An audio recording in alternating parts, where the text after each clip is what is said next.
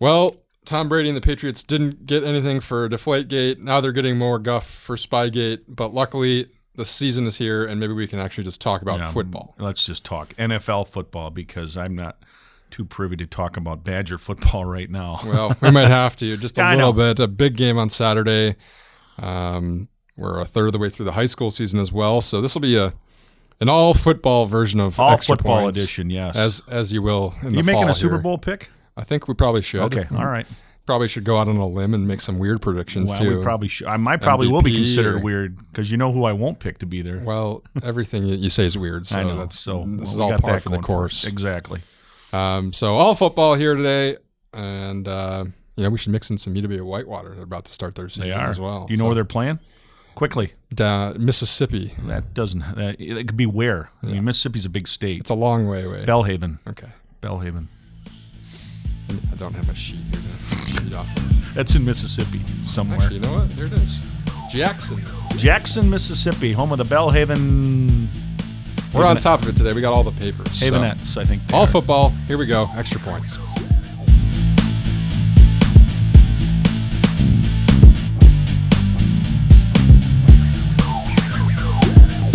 What's up, everybody? Welcome back to Extra Points. This is where we talk about all kinds of crazy sports around here in the state, around Janesville, Rock County, Walworth County, UW Whitewater. Shoot, we'll talk just about anything. But we got a skateboard park opening up in Janesville. You know that? I know you've been practicing your tricks. I got the longboard out, and it's going pretty well. I think I can go over a couple of jumps and really showcase my skills at the new skateboard park. We'll have to get our producer, Andy Ryder, on some video of that for GazetteExtra.com. This is John Barry. He's the sports writer extraordinaire of the Gazette. I am sports editor Eric Schmoldt, and this is where we talk all things sports. And I think on top of everybody's mind this week is the start of the NFL season, and what better way to start it off than a Packers-Bears rivalry match to start the year? Ooh, especially after Mike McCarthy put a little gas in the fire, so to speak, saying that we are going to kick the Bears' proverbial ASS on Sunday. And good for you, Mike. I mean, what's wrong with that? Well, and he said it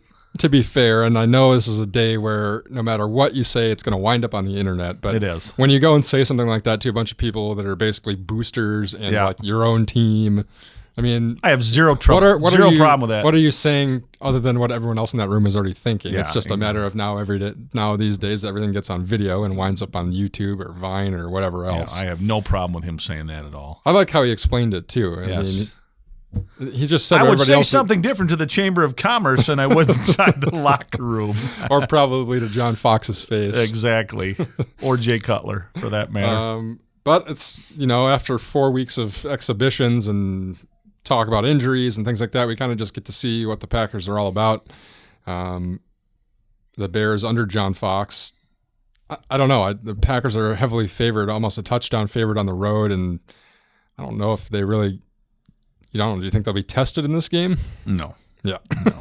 None. I mean, the Bears. I mean, who are they going to stop? Does that mean you're going to pick the Packers? Unfortunately, I'm going to have to pick the Packers because I refused. I don't think the Bears may not win a game this year. But, you think about it. I'm not sold on Green Bay defensively. And, again, exhibition. But, if that was Green Bay's number one defense going against the Eagles' number one offense, that wasn't good. The Eagles did whatever they wanted. And obviously a healthy Matthews is going to help, and Raji back in the middle will help. But I still think there's some question marks, especially with depth defensively for Green Bay. But against the Bears, who are really down, I don't think it's going to matter. If ever there's a time for a defense to feel good about itself and get right, it's against Jay Cutler, It's against Jay Cutler, right, yeah, who's probably completed more passes in his career to Green Bay people than he has to his own people, but that's okay. That's probably not a factual statement, but I think it could be. Yeah, I mean they also picked a receiver right away in the draft, and he's hurt and out, and I mean they still have Matt Forte, Alshon Jeffrey, but they won't even say what his problem is. Right. It's just something. It's like a mystery or something, day to day or whatever. Mm-hmm. So it's kind of going to be interesting. I don't think everybody was wondering about Jordy. The loss of him, I don't know if this is the game where any of that really gets exposed too much, or more. To me, it's more of a chance for Rodgers to get on the same page as some of those young guys to get them. Well, now you got James Earl Jones, so you bring him back, and we laugh, and I mean he's a little older, but I think that there's gonna come a moment or a game this season where that's gonna be a big pickup. I mean, it's a guy. I would agree. How can it not be? I mean, he knows the offense. It would have been like bringing back Greg Jennings if he was available. Right. And he made some plays last year for the Raiders. Not a team that was very good, but there were a couple of games where he made some catches where it was just like, all right, he's still the same guy. Would you rather have Derek Carr throwing to you or Aaron Rodgers? I'd probably go with Aaron Rodgers myself. But no, I think offensively the Packers will be fine. I don't worry about them scoring points. I just think it's stopping people. And if it gets into a shootout, that defense is going to have to make some plays, and I think they're capable of it. But I also think, like I said, I think there's some holes in that defense, and teams are going to exploit that. What about the Packers season in general? A lot of people picking them to go to the Super Bowl. Odds makers still have them there, even with Jordy's injury. Is this a team that, I mean, they were basically a play away from getting there last year? Are they going to get there this year? Well, I don't think there's any question they're one of the favorites. Certainly a favorite to win their division. You hope you can get that first-round bye in the playoffs, get home games in January in Lambeau Field where, let's face it, it's tough to win. So I think from a standpoint of looking at it as a whole, Green Bay certainly, I would think, along with Seattle, are probably the two favorites in the NFC to come out of there. I think the AFC is a little bit more open than that. But, health obviously is a big thing. If number 12 would go down, I'm not sure Scott Tolzien's ready. I think Brent Hundley's got a bright future. They both look pretty good in the preseason. But with Rodgers back there, I mean, anything's possible. Lacey's a stud. The line's all back from last year. Again, they got to stay healthy. I'm not sure about the backups there, but offensively, this team's going to be right up near the top with points scored. I don't think there's any question.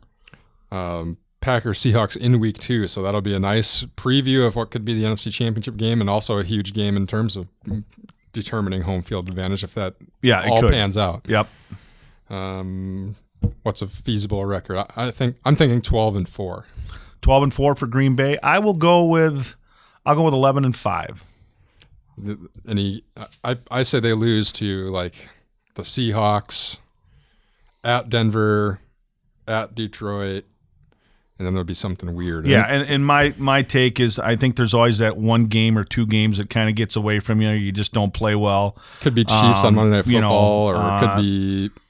There's always games Panthers, that you Vikings. just can't. At St. Louis with their defense could be tough. At Cardinals, maybe even later. But they're going to win the division. I think Minnesota's better. Detroit, until Stafford proves he can be consistent, I don't think they're a threat to dethrone the Packers. So I still think it's their division to lose. I would expect Minnesota to possibly be, 9-7, 10-6, depending on AP, what he can do. But, I mean, they basically got 2 first-round draft picks with him coming back because he didn't play much last year. So, he was one of the best before the off-field incidents, and I still think he's going to have a monster year. But I think overall, especially offensively, the Packers just way more weapons than the Vikings have. Let's make some goofy predictions. Give me an MVP from both the AFC and the NFC. I think AFC, I got to go with Andrew Luck. I just think giving him Andre Johnson and also Frank Gore in the backfield, I think Andrew Luck's going to just have a monster year. NFC, it's tougher because there's so many good players. But, again, I think I like Adrian Peterson. Wow. Yeah? I'm going to go AFC, Peyton Manning. Let's get him one last one on the way out, and maybe he leaves after this year. But he can't feel his fingers. Well, that's why it's so special and impressive what he's doing. And give me Eddie Lacy in the NFC. Good call. Very good call. He would have been on my short list, yes. Super Bowl? Super Bowl, I like Seattle and Seattle beating the Colts in the Super Bowl. I am also taking Seattle. I'm going over the Steelers. I'm going to kind of go out on a little bit of a limb there in the AFC. Steelers, if they can hold ground while Le'Veon Bell is out. It's just 2 games. They're going to be good. I think Roethlisberger may throw for 1,000 yards every 2 games. I mean, they got a lot of weapons over there. They got to get Martavis Bryant back. Yeah, they do. They got to behave off the field. That's what they got to do. Anything else? Any other wild predictions you got out there? Certainly sleeper team. Certainly the Dolphins. Hey, certainly the Dolphins are. I like the Dolphins. I do too. I gotta love my Dolphins. I think picking up Ndamukong Suh is going to help them defensively. They're back. Their secondary's terrible though. I like Tannehill. Tannehill's better. Lamar Miller can play. Jarvis Landry. Devontae Parker was their top pick. He's been a little bit banged up, but I think in that division with Brady now not having to sit out, certainly that sits the Patriots right back at the top of the roost where they've been for so many years. And let's face it, as long as Belichick's there and Brady's there, the Patriots are going to win. I don't like them, but it is what it is. But I think if the Dolphins can play better at home, surprisingly, if they can play better at home than they have the last couple of years, I think 9-7 in a possible playoff isn't out of the question. I think a lot of those divisions, the Colts, I don't see anybody else in their division. Houston, Jacksonville, Tennessee, they're not very good. Arian Foster's out for the Texans, and that hurts them. The West, I think Denver takes a step back. I just think they're older, and they lost some key pieces off of that team from last year. Oakland, San Diego, Kansas City, I'm not buying any of those teams. So I think the best division is still with Baltimore, Pittsburgh, Cincinnati. I would expect two playoff teams to come out of that division. Yeah, I think I would agree. I think the Ravens are always going to be there. Steelers would be my guess. Yep, but I would agree with you. NFC sleeper team. NFC, again, because of the West is terrible. That is, except for Seattle. I think because of the way they looked in preseason. Again, it's preseason, but I think the fact that Sam Bradford is a different quarterback than Nick Foles in the sense that he's so much more accurate. And in that short, quick strike offense that the Eagles run under Kelly, they could be dangerous. Plus, they got Tebow. They do have Tebow. They cut him, though. So did they cut him? They did cut him. Sorry. I thought they weren't going to. No, they only kept Sanchez, and Sanchez and Bradford, the only two quarterbacks they kept. Now, he may be a practice squad player like Aberdarius was. These are the things you miss over the weekend when you go camping. Yes. He did get cut, but I think the Eagles could be good. The Giants, again, with weapons, with Odell Beckham, and if Cruz can come back, I think the NFC. I don't think Cruz is ever going to be the same. No, I don't think so either. I don't think we'll see but the they do salsa have Ruben dance. Randall, who's decent enough. Yeah. I don't know about their run game. I think the NFC is really Seattle and Green Bay and everybody else, where I think the AFC is the Colts and the Steelers, probably, and the Patriots. But then after that, those other teams aren't that far behind. Whereas in the NFC, I think there's a pretty big drop-off after the first two teams. Sounds good. Those are all the predictions. You can make some of your own down in the comments. Yes. Send us a note. Tell us we're crazy. Yeah, I'm sure. But I don't want to hear. I don't want to hear that the Bears are going to the Super Bowl. Please, it's not happening. Okay? Somebody should email Bear and tell him that. It's not going to happen. And the Cubs are not going to win the World Series. So at GazetteExtra.com. Enough. Let's touch on Whitewater real quick. The Warhawks, 3-time defending national champs. New head coach. And same old story. Lance won his opener at Buffalo. Basically, everything's the same. They're still picked to win the entire thing, be the Division III national champions, and kind of the neat thing, and you got a chance to go over there and talk to them. The neat thing, I think, when you look at Whitewater, is the number of local kids playing, local and area kids on that roster, and that's cool. I mean, that's neat to see because, when you can jump onto that program, it means you're a pretty good player. Right, and the program is obviously built itself into a premier program, but they're not. It's not like they're above taking kids that are worthy of it that are from around here. Exactly. And, Paul Foster is a guy who I think is a premier example as a sophomore last year. I don't know. I think we thought he was going to play, but I don't think we ever thought he would be third on the team in tackles. Player. And I think he was second team all league, and now back as a junior in a pretty formidable linebacking core. And they get to travel all the way to Jackson, Mississippi for the first game. A nice little road trip. Playing Bellhaven, that's not what you sign up for when you go to Whitewater. Is that 12-hour bus ride to Jackson, Mississippi? I think some of them actually kind of embrace it. It's like that. It's the first trip of the year. You build some rapport with each other on a goofy trip, and kind of kicks the season off right. And then they open their home season against Finlandia next Saturday on the 19th. Who? Finlandia. They're coming all the way from Finland to play. Michigan. Okay, yes. All right. See, that's the problem. Nobody will play Whitewater. Exactly. No one will play them, so they have to open with Bellhaven and Finlandia. And then they go to Morningside College, which is an NAIA school, for a Thursday night game. They could take a chalkboard at midfield and write the score down for those first 3 games and probably come close to hitting them. I don't know. You never know when you're playing an NAIA team. Well, you don't, but I can guarantee you Belhaven and Finlandia aren't going to put up much of a fight. We'll talk more about them probably as the WIAC season gets closer. Yes, we will, because they're still the Warhawks, and that's good stuff. Get your something to do on a Saturday when the Badgers aren't around, or they're maybe playing a night game or whatever. Get over to Perkins Stadium and watch the Warhawks play. It is good stuff. Especially the WIAC opener against Platteville. Exactly. That's probably the one to circle on your calendar. October 3rd. Badgers. What happened, Badgers? Oh, well, we saw what happened. Pretty much exactly what we expected. There's a huge disparity between what goes on in Alabama and what goes on at Wisconsin. I don't like Nick Saban. It doesn't matter. But, when we tied it up 7-7, I thought, okay, well, and that's the one thing we talked about. Keep it close. Be competitive. But no, by the middle of that third quarter, we were out of it. Guys were banged up. Clement was hurt. McAvoy was hurt. Caputo got hurt right away. Didn't know if he was foot or horseback.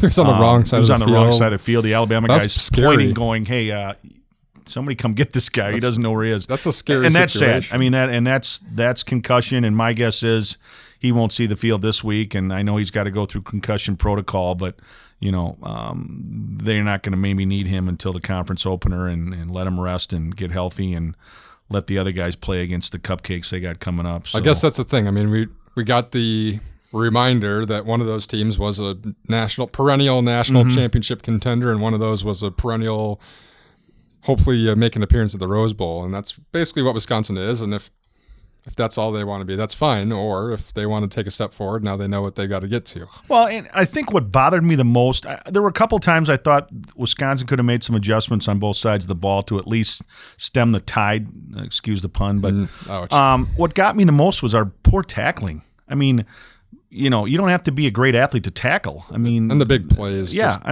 but wrap up, make a tackle, leverage. Do things. The first touchdown, was it Lynch or what was his name? Clark. I don't know what the big guy was for Alabama that had all the touchdowns. I was listening on the radio. The first play that he scored on the long run, the 40-yarder.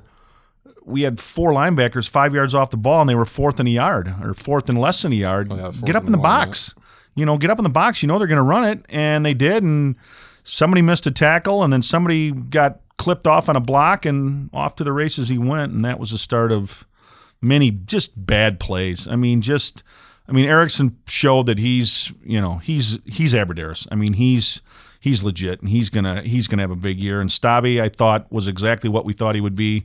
Pretty good, especially the first half. Better under Paul Christ. Yep. He's a better quarterback playing under Paul Christ than he was for Anderson. And there's nothing wrong with that. He just didn't have any help. They got beat up front. Yeah, they got to get that run game going, and you would assume they would against these next few offensive lines as opposed to Alabama. Exactly. Alabama just controlled the line of scrimmage. When you average less than 2 yards a carry, you're not going to beat anybody. And we were exposed, and the bad part is now you got to hear about it from all the national pundits, Herb Street and everybody else saying, Wisconsin, this, Wisconsin. And that's what we didn't want to. That's what we wanted to avoid, and here we are. Yeah. Did they lose again? Well, again, I don't know how serious any of these injuries are. Hopefully Clement's okay. McAvoy was a non-factor, and you could tell that we didn't have that second receiver again. They're going to. I think they lose one of these. They're going to lose one of those road games. Yeah, will they get to the Big Ten championship game? Maybe. Probably, but let's face it, Ohio State's better than Alabama. Ohio State would probably beat us as bad as they did last year. I liked how Ohio State was on its 4th quarterback last night and still scoring. Braxton Miller put a move on last night. Braxton Miller as a wingback, whatever they want to call him, is still better, would be a better quarterback than 95% of the programs in the country, and he doesn't even play quarterback. That's kind of scary. Well, and the number 5 guy in the Heisman last year didn't even come into the game until the late third, early fourth quarter. Yeah, it's pretty good. And their best player, Boza, didn't even play. So right, exactly. They won't lose. Dangerous. Nobody's going to beat Ohio State. Not in the Big Ten. Maybe the national championship game or something, but I can't see them losing a Big Ten game. Let's talk some high school quick as well. Right. Okay. Craig 2-1 now. They lost to Verona after giving up 2 touchdowns in 13 seconds. Tough loss. That's too bad because that would have put them in a good position with East coming in this week. East kind of fell back to earth last week with a loss to Middleton, and Cougars that have been sitting at 3-0, possibly going to 4-0 with East, and then you're only one game away from a playoff berth. And as it is, they're 2-1. Got to find a way to win this week, get you to 3-1. Can't let what happened last week carry over. No, you can't. You can't, because then the rest of their schedule after that with 5 games, it's a little bit tougher. You've already played Beloit, you've already played East. You got a good win over Parker. Now you got to play the teams that are with you or above you in the standings, and they're going to have to find a way to win a couple of those. Yeah, Parker goes to Verona. Parker coming off its first win under Clayton Krieger. You were there down in Beloit. Not really shocking. Beloit's just not there. No, it's tough to gauge anything playing Beloit, and no offense to them, they're just not a very good football team. And Parker did some good things. Some other areas they need to clean up.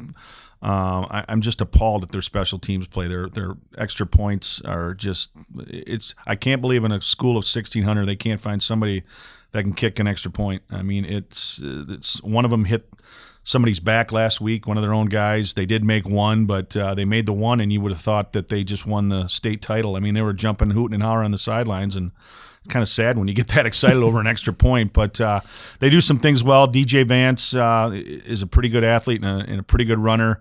Defensively, they get after it. I think Sandy Toyer's loss is going to hurt them, and I think Jordan Bailey's starting to settle into that role as quarterback, and I think when he doesn't try to do too much, he manages the game pretty well. I think when he gets frustrated and gets out of the pocket and things don't go his way, then he has a tendency to overreact and try to do too many things. So I think when he just stays within himself and plays and runs that offense, I think Parker's going to be pretty proficient on offense. It will be interesting to watch to see Verona running back Carson Parks wasn't in against Craig. He was hurt last week. If he's back, that's a different team. If he's not, I've liked how Parker's defense has looked, and they've been pretty good at stopping the run, and Verona's running backups didn't do anything to really excite me against Craig, so it could be an interesting game. I give both Janesville teams a shot to win this week. I would agree 100%, and in fact, I would expect Craig to win. I think East, nothing against the 2 teams they played previous to last week, but Middleton handled them pretty well last week, and you got a chance to see Parker play Middleton. They kept that close. So maybe East, now that they're playing some better teams, are a little bit exposed. And I think for Craig's sake, you come home, you come off that loss, how do you respond? Yep. You got to put that in the rearview mirror and realize that it's a loss, but it certainly doesn't define our season, and it doesn't take us any further away from our goal, and that's to get in the playoffs. Probably the most other critical game in the area is Broadhead Judah at Bigfoot. The teams that have obviously Bigfoot's ran the route, ruled the roost there in the South. Broadhead Judah forced a tie finally last year, and here we go, week 4. Here we go again with Broadhead Judah. I think Bigfoot. one thing we noticed, the Rock Valley South had some interesting scores in the non-conference portion of the season. Well, things kick off with the top 3 we thought contenders: Bigfoot, Broadhead Judah, winning easily. Clinton, combined like 150 to 14. And I think the biggest surprise, and maybe I would hope you would agree with me, would have been the Turner Bigfoot score, because I think you and I both thought not that Turner would win, but they'd be competitive closer, and that they'd be closer. And Bigfoot handled them like they've handled them every year the last 10. And it was that first indication that a lot of times that non-conference schedule is a little bit misleading. You can't always look at it and say, you don't always know. It's always how good are those teams or you're injuries playing, or who are they playing, right? And I would think again, not every year, but the last couple of years, we've kind of want to not write off Bigfoot, but say, okay, they're going to come back down to earth, and if they beat Broadhead on Friday, they're 2-0. They've beaten Broadhead. They're in the driver's seat. They're in the driver's seat once again. Yep. So. Anything else stick out to you? I just think the fact that Rock Valley's down to one unbeaten team, Evansville Albany, and again, they had to rally last week with Brennan Banks and beating East Troy. How about 3 catches for 150 yards? That's pretty good. And he's a pretty good football player, and he's an even better basketball player. I think the Lakes. Union Grove at Delavan this week. I want to go watch Jake Benzing play. I don't care. I'm going this week. I know you're going this week, but put me down at some point because he can play, obviously. I mean, they must have looked terrible the first half against Elkhorn, and then it's just like a switch went off, and he just lit up the Elks the second half, and Delavan, impressive again, and they get Union Grove this week, another good test for them. Should be interesting. We'll see. You can check us out Friday night again. We'll have everything updating live with scores from Tim Seaman on the desk at GazetteExtra.com, and we'll let you know Saturday's paper and Friday night who won all the games. And on Sunday, we always have a little roundup of what happened in the area this week. So it's been a pretty fun 3 weeks so far, and here we go again. What's your Packers score Sunday?